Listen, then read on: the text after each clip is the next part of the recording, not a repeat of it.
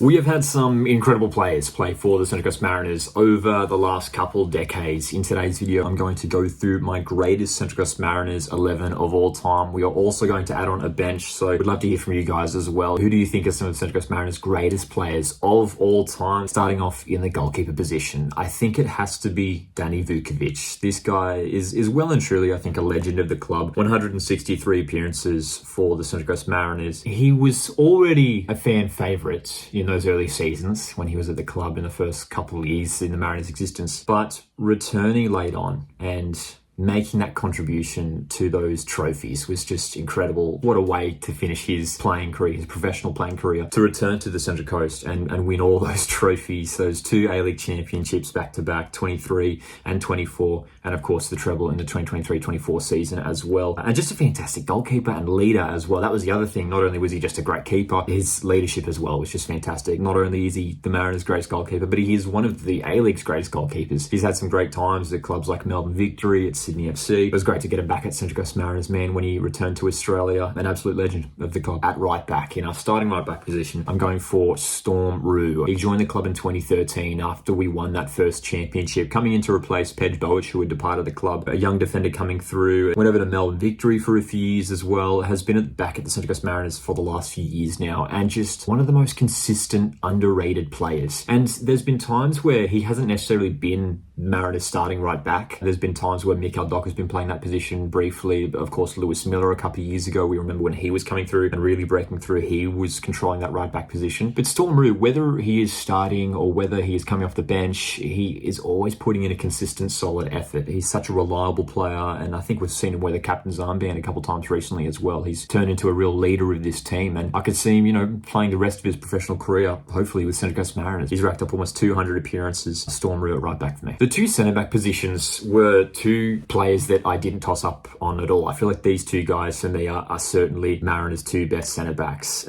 Look, there's a handful of players in that conversation for sure, but for me, the first one, it has to be Brian Kaltak, right-sided centre-back there, 81 games, 3 goals, and obviously all those trophies with Central Coast Mariners, part of the 2023 Grand Final, 2024 Grand Final, and most notably as well, it's worth highlighting that Brian Kaltak barely missed a game over those couple seasons as well. He thankfully stayed pretty injury-free and was such a consistent performer, and over the last few years, he is arguably the best centre-back in the league. I think the season before last, he probably was the best centre-back in the league, and such a fan favourite. I mean, just the effort that he puts in, the pace that he has been some incredible times, watching him chase down attackers and come in with crucial sliding tackles. Such a strong play at the back. Look, it hurts at this time heading into the 2025-26 season that he's playing at a rival A-League club in Perth Glory, so it'll be weird seeing him in a different A-League jersey, other than Central Coast Mariners yellow. So Brian Kaltak, I mean, we wish him all the best going forward, of course, but for me, he is locked in as one of the Mariners' greatest centre-backs of all time. And alongside him is one of my personal favourite players of all time to wear the yellow and navy is Patrick Zwanzwijk. 87 games, 11 goals for a centre-back, which is pretty decent. The Dutch centre-back,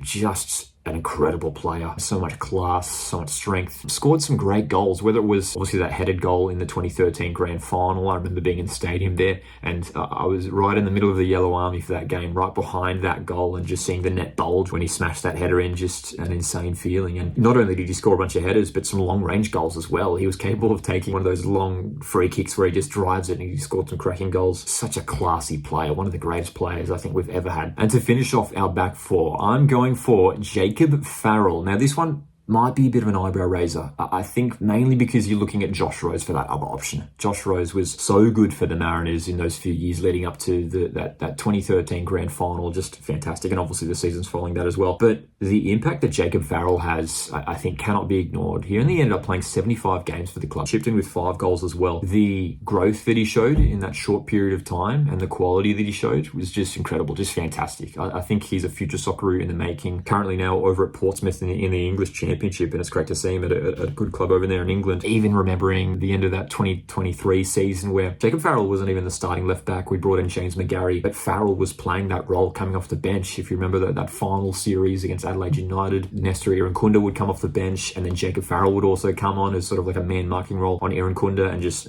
completely shut him down in the games as well. Just such a fantastic player and local boy as well from the Central Coast. He epitomises everything that the Central Coast Mariners stands for. So I think for all those reasons, he has to be recognised in the greatest 11 of all time. 3 midfielders, and the first one for me, probably our greatest midfielder of all time. And I don't know if it's a recency thing, but for me it is Josh Nisbet. What a player. What a last couple of years he had at the club. 124 appearances, just 6 goals in the end. That was the funny thing with Josh Nisbet. There was so many long periods, game after game, where he would just go so long without scoring a goal. When he did finally score goals here and there, I remember when he scored in an F3 derby one time, when he did grab a goal, it was really special for Mariners fans, because this guy, again, epitomises what the Central Coast Mariners stands for. The strength that he showed on the ball, his dribbling ability, his passing ability, just everything, just absolutely fantastic. And his versatility as well. I think we saw Josh Nisbet play so many different positions over his time at Central Coast Mariners, whether it was in the heart of midfield. I remember Alan Stajic was utilising him out in a wide position on the right wing. And then towards the end of his Mariners career, at the end of the 2024 season, playing alongside Ali Kowal, sort of up forward, basically as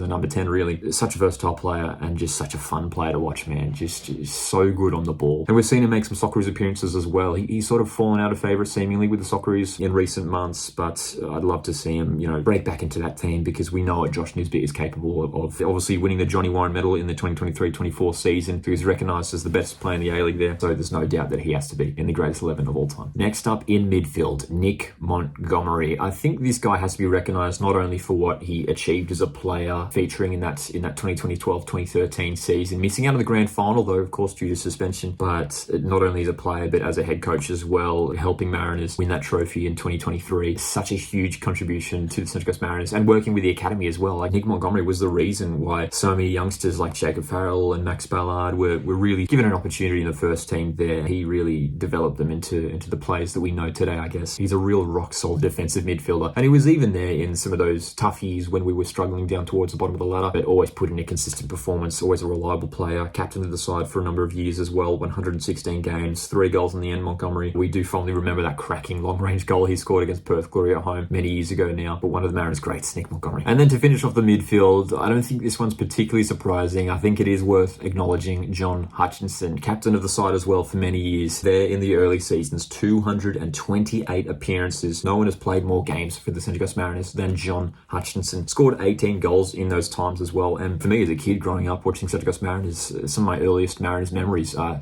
John Hutchinson. I remember he scored 2 cracking goals away to Sydney FC. Maybe would have been 07-08. He was a real fan favourite, I think, for Central Coast Mariners. And again, a player who stuck through with the Mariners even through some of those difficult years, but such a fantastic servant for the club. And it was great that he was a part of that championship winning team in 2013. That Montgomery-Hutchinson partnership for much of that 2012-13 season was just such an iconic midfield partnership there. So the most appearances in Mariners history, John Hutchinson needs to be recognised as well. And then we've got 3 forwards to finish it off. I couldn't leave any of these guys out of the team. The first one has to be Jason Cummings. 49 appearances, 30 goals. Out of all these players, I think he's got the lowest number of appearances. A phenomenal impact on the Central Coast Mariners in the short time that he was here. 30 goals off 49 games. Really, really fantastic return for a striker. I mean, scoring a hat-trick in that grand final. Just one of the greatest memories for Mariners fans. I remember I said it. I think I did like a video after that A-League grand final over on the Oz Watch Football channel. And I think I said in that video, after walking away from Combank Stadium watching that grand final, saying that Jason Cummings is the Central Coast Mariners' greatest ever forward. It's a tough one. We've obviously got a few other players we are going to highlight, but we cannot ignore the impact that Jason Cummings had on this club in the short time that he was here. And I don't think we can name a greatest Mariners team of all time without highlighting Matt Simon, the club's greatest ever goal scorer. 61 goals, 221 appearances. These stats are all coming from ultimatealeague.com. What a player he was over the years for Central Coast Mariners. Obviously, we do try to ignore that short time he did spend with Sydney FC, our rivals, but what a player for Central Coast Mariners, and a player who is obviously so connected with the Central Coast and now still involved with the team off the field as well. So he's given so much to the club over the years. He's experienced so many different eras of Central Coast Mariners. He was there in the early seasons as a youngster, there through some of the tough years when we were struggling at the bottom of the ladder, but he was still that consistent goal scorer for us. He had a real resurgence a few years back alongside Marcos Lorena. The partnership of those two players in that season under head coach Alan Stajic. And Matt Simon really regained some great form in that campaign alongside Marcos Lorena. Their partnership was fantastic. So legend of the club, it has to be said, the greatest ever goal scorer. We'll see whether he'll be caught in terms of his goal tally, but it might be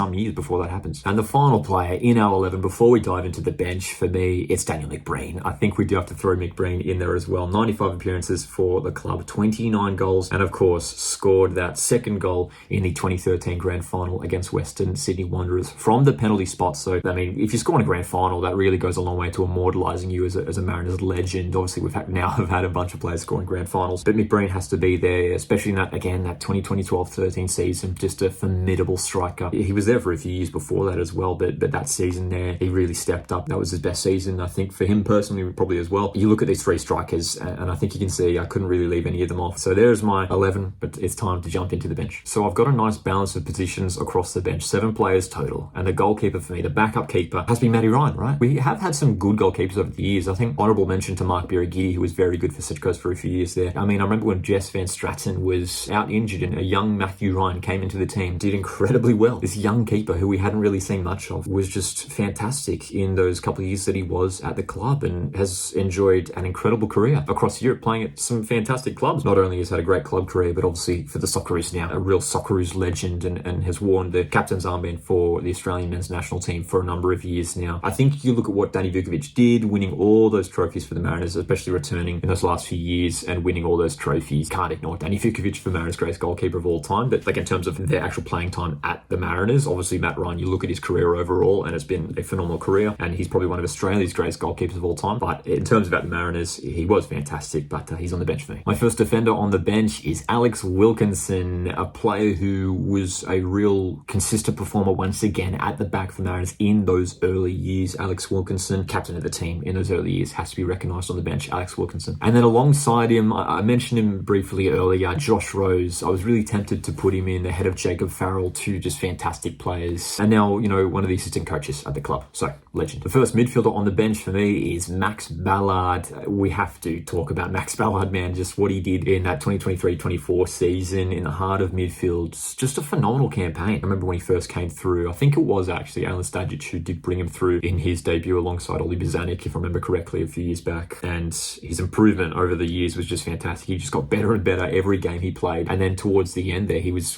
one of the league's best midfielders. And his partnership with Josh Nisbet in midfield was fantastic there for a long time as well. And if you look at his win percentage as well, I was looking at ultimatealeague.com. He's played, I think, just over 80 games for Central Coast Mariners, but he won almost 60% of his games. A lot of wins for Max Ballard. So when he did feature for the Mariners, we were winning a lot of games. And that did come down to Max Ballard controlling midfield so well. What a player, and what a career he has ahead of him. My next midfielder is Oliver Bozanic, captain of the Mariners for a couple of years there. He was just so good for the Mariners, contributing to that championship winning campaign in 2013, but returning and to provide, great leadership and strength in the heart of midfield. And Oliver Bozanic was there to help mentor the likes of Max Ballard and Josh Nisbet when they were first breaking through. Bozanic was that leader to show them the ropes, I guess. Hey, final midfielder is Michael Miguelinci, a fan favourite, man. Scored a bunch of goals for the Mariners and very versatile as well, whether he was playing through the middle, out wide. He was a goal threat going forward as well. Started in that 2013 grand final. And then lastly, the forward that I'm adding to the bench is Adam Kwasnik. I think it was worth highlighting some players from those early years, and Adam Kwasnik was a real star for Central Coast Mariners in those early seasons. Again, when I was a kid, first following Central Coast Mariners in those early years, key memory I think standing out is that 2008 semi-final second leg against Newcastle Jets where he scored at home. He was fantastic in those early seasons. Feel free to put your Mariners greatest team of all time in the comments. We'd love to hear from you guys. And if you're keen for more Mariners content, make sure to stay subscribed and hit the like button on the way out. My name's Lockie, and I'll see you in the next one.